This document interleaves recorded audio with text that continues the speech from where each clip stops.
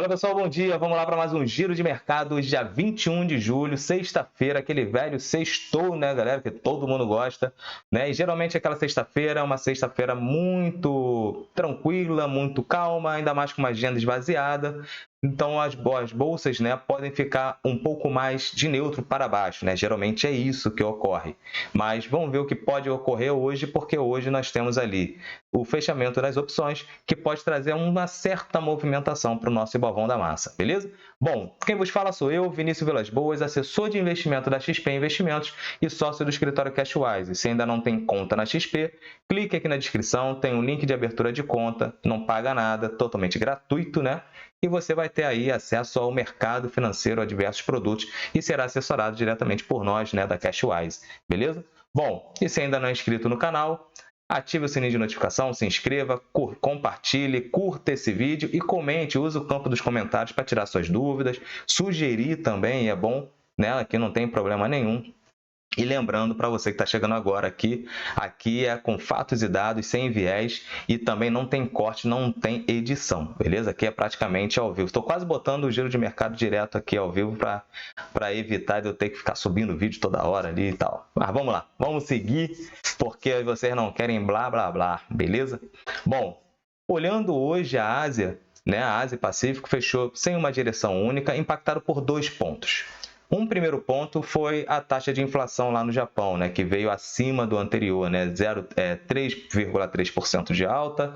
O anterior, né, de maio, veio 3,2%.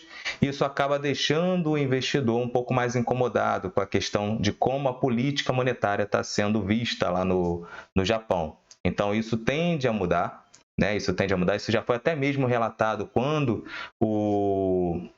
o manda-chuva, né? Vamos botar assim, o presidente lá do Banco Central do Japão já havia mencionado que isso iria mudar, né? A forma que eles trabalham a curva de juros, porque a inflação no Japão é de 2%. Essa é a meta da inflação e está acima da inflação ali, né? 1,3% acima. Então, eles buscam trazer a inflação para a meta, beleza? Um outro ponto que traz tanto uma expectativa, né, e que a galera já está incomodada, são todas as questões que envolvem a China, né? Então, no início da semana veio uma série de indicadores que não trouxeram bons desempenhos para a economia chinesa, né? Ainda mais o PIB, que veio numa desaceleração, e isso acaba trazendo incômodo para os investidores. Então, todo mundo agora se volta para a reunião que está tendo da cúpula, né, do governo chinês. Então, ali a expectativa é que venha lançar mais alguns tipos de estímulos para poder aquecer a economia chinesa e, com isso, destravar aí, ainda mais a galera aqui do Ibovespa, né, que fica aí atenta com o minério de ferro, porque impacta bastante nas mineradoras e, consequentemente, no nosso Ibovão da Massa, beleza? Então, esses dois dados acabam trazendo um pouco mais de incômodo e as bolsas da Ásia e Pacífico fecharam sem uma direção única, beleza? Olhando para a Europa está majoritariamente no campo positivo, né? Não tem muita coisa ali o que falar. Saiu na Europa, lá no Reino Unido, um dado interessante, né, e positivo, que foram as vendas no varejo, vieram acima aí do esperado e acima do anterior. E quando a gente junta com o CPI, né, onde veio aquela desaceleração no Reino Unido sobre a inflação ao consumidor, e com esse dado positivo no varejo, isso mostra, né, que o BOE está fazendo um trabalho bacana. Então, o resultado do trabalho do BOE está sendo positivo, beleza?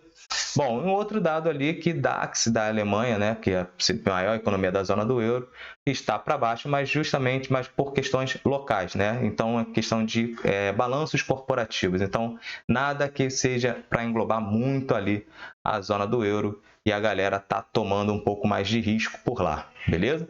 Bom, olhando os futuros americanos estão levemente positivos, né? Hoje a agenda lá também é bem vazia e a única coisa que tem seria o balanço da Amex, né? A American Express vai lançar seus balanços hoje, então a galera vai ficar um pouco mais cautelosa. Então, olhando hoje num panorama geral das bolsas globais, isso tendencia a um Ibovão da Massa aqui de neutro para positivo, certo?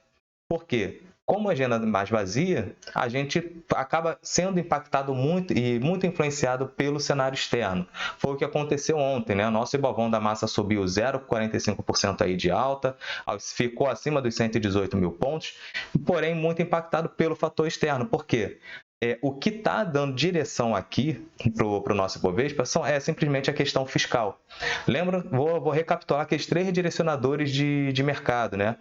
A reabertura econômica da China, né, com força, isso não está acontecendo. A China já saiu do programa Covid-0, só que a gente vê que a economia não acelerou quanto se esperava, né? Para a demanda de petróleo e demanda de minério de ferro e outras commodities também. O outro fantasma, né, outro direcionador, seria aquele fantasma da recessão norte-americana. Então, isso acaba ficando um pouco mais afastado. Nós tínhamos aí no início, né, lá nos Estados Unidos, aquela leve crise bancária. Isso acabou gerando uma preocupação maior, gerou uma liquidação nas bolsas, mas logo depois isso acabou sendo resolvido. Depois tivemos aí a elevação, né, do teto de gasto lá nos Estados Unidos, porque poderia ter aquele default. E depois veio aquele PIB norte-americano revisado para cima, que veio bem positivo, e a galera acabou encarando, né, tomando um pouco mais de risco. E aí o Fed mantendo aí as suas taxas inalteradas por um momento, então isso acaba animando um pouco mais os mercados, beleza? Então esse direcionador de mercado, que seria a leve recessão norte-americana, isso acaba ficando mais afastado. E um outro direcionador para a gente é a questão do déficit fiscal. Então, quando a gente tem uma recessão, um recesso aqui no Congresso, né, onde as pautas ficam um pouco mais travadas, estão paradas, né?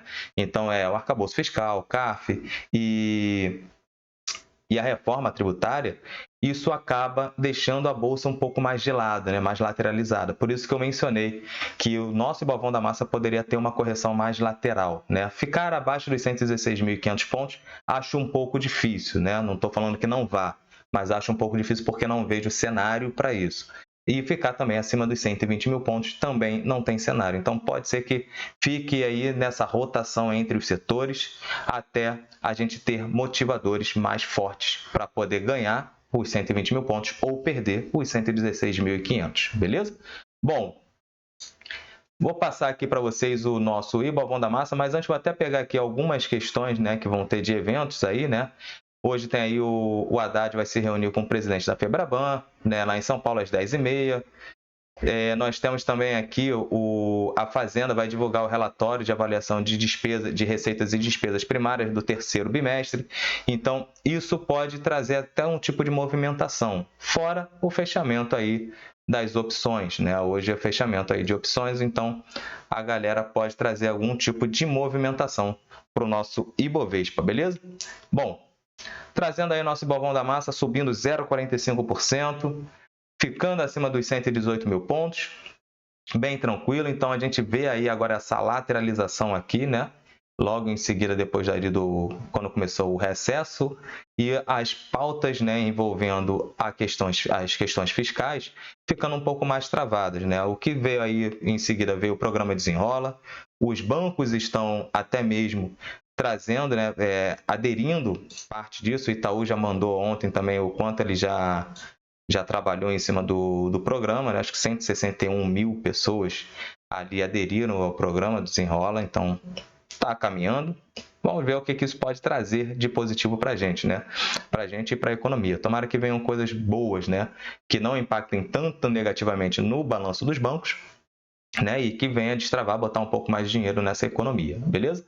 Bom, ontem o setor financeiro respondeu muito bem aqui para o nosso Ibovão da Massa, mas o destaque aí, né, fica em materiais básicos, né, as mineradoras e as petrolíferas, porque acabaram aí diminuindo um pouco mais a questão do cenário negativo, né? Então eles pesam bastante. Setor de petróleo e gás, o setor financeiro, bancário, e o setor de materiais básicos, né? Então nós tivemos aí, mas um volume financeiro ainda muito baixo, né? Um volume financeiro muito baixo, é natural pela semana que estamos, beleza? Bom, vamos falar aqui da nossa querida doleta.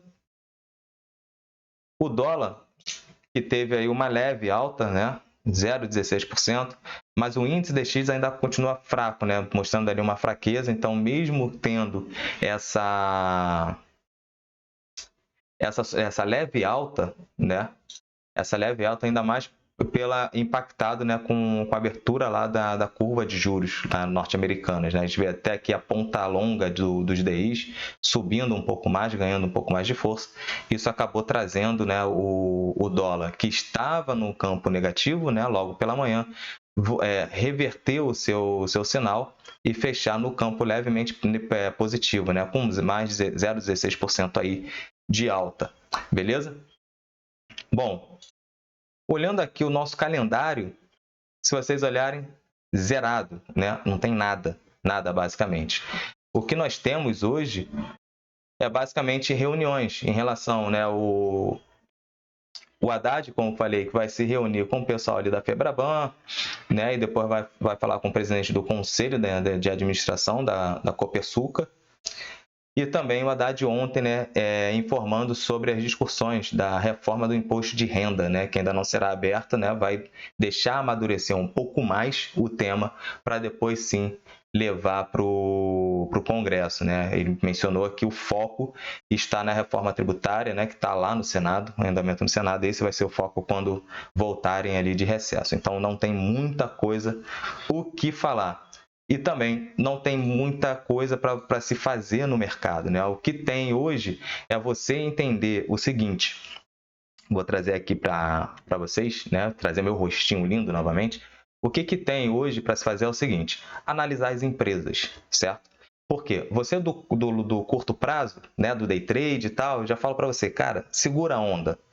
Segura a onda, não entra no mercado, porque com o mercado lateralizado dessa forma, sem volume, sem volatilidade, é um mercado de muita paciência, é um mercado que é perigoso para você que pode ser um pouco mais ansioso, e você vai entregar mais dinheiro, né? Você vai se colocar muito mais em risco do que você vai oferir de retorno. Então, por experiência própria, minha sugestão, vai estudar o mercado. Já que é isso que você quer fazer, aproveita para estudar o mercado. Show? Agora, a galera do longo prazo que está construindo uma carteira, a minha sugestão é: analisem as empresas. Vini, eu não tenho tempo para ficar analisando empresa. O que você faz? Senta com seu assessor de investimentos. Aproveita esse período e faça reuniões periódicas com seus assessores, né? com quem cuida da sua carteira, quem está ali te assessorando. Por quê? Dessa maneira, ele tem acesso a relatórios que você às vezes não tem, porque são caros, né? Você pagar uma ferramenta e tudo, ou até mesmo assinar uma casa de riscas, pode ser um pouco caro para você, ou você de repente entenda que não é isso que você quer, até porque você tem um assessor e de repente paga um fee-based para ele ser até mais ativo na sua carteira, né? Então, isso o que acontece? Você tem que utilizar, né? Você tem que utilizar essa ferramenta que é o assessor, para você poder ter uma carteira muito mais estratégica para o próximo ciclo. Então, tem a expectativa já de início de corte de taxa de juros. Isso pode impulsionar a bolsa, né? Alguns ativos vão se beneficiar com a queda da taxa de juros, assim como o setor de varejo. Não é recomendação de compra, hein, galera? Assim como algumas ações de crescimento, porque aí despressuriza o balanço delas. E também ia trazer um pouco mais de volume financeiro para a renda variável, né? É porque natural, porque aí a renda fixa começa a pagar menos, cada vez menos, né? Porque você vai começar com a taxa de juros, o DI referencial futuro, né?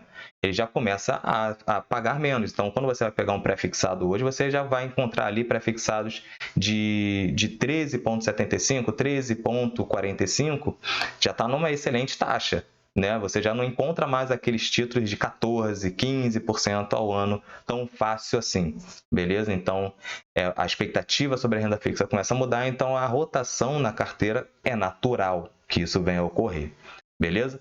Então, use esse tempo para poder melhorar a sua carteira, para mudar um pouco mais a estratégia, sentar com seu assessor, conforme eu falei, e sempre avaliando qual o seu perfil, porque também não é porque agora tende a galera a entrar um pouco mais na renda variável que você que é 100% conservador, né, bem conservador, não, agora eu vou para a renda variável.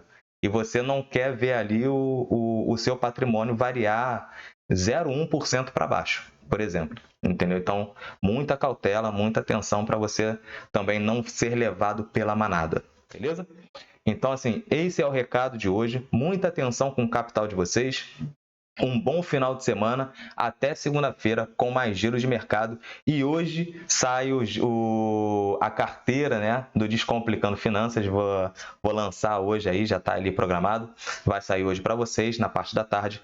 Então, quem puder assistir, minha sugestão, assista, porque ali é de forma educacional. Não é para vocês também pegarem e copiarem a carteira do Descomplicando, beleza?